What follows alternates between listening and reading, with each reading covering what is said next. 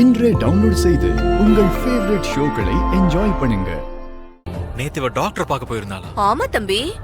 ஆனா என்ன ஒண்ணு, நீங்க அப்பாயின்மெண்ட் வாங்கின அந்த ரிச் டாக்டர் கிட்ட போறத விட்டுட்டு எங்க ஃபேமிலி டாக்டர் கிட்ட செக்அப் பண்ணிக்க தான் இவ போயிருந்தா.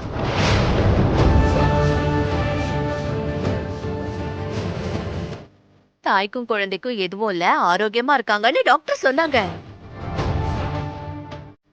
இந்த விஷயத்த லக்ஷ்மி ஏன் எங்ககிட்ட மறைக்கணும்?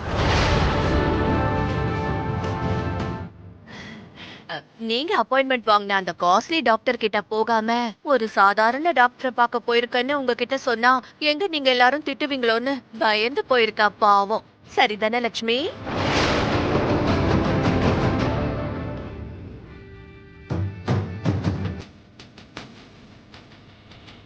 சரி, டாக்டர் விஷயத்த விட்டு தள்ளுங்க. இந்த கீழே இருக்கிற டேப்லெட்ஸ்க்கு என்ன பதில் சொல்ல போறீங்க? நல்லா இருக்குமா? ரொம்ப நல்லா இருக்கு. இத்தனை நாளா லக்ஷ்மி உங்க வீட்ல இருக்கான்றது உங்களுக்கு தெரியுமே தவிர அவளுக்கு என்ன பிடிக்கும் என்ன பிடிக்காதுன்ற விஷயமே உங்க யாருக்கும் தெரியாது போல இருக்கே.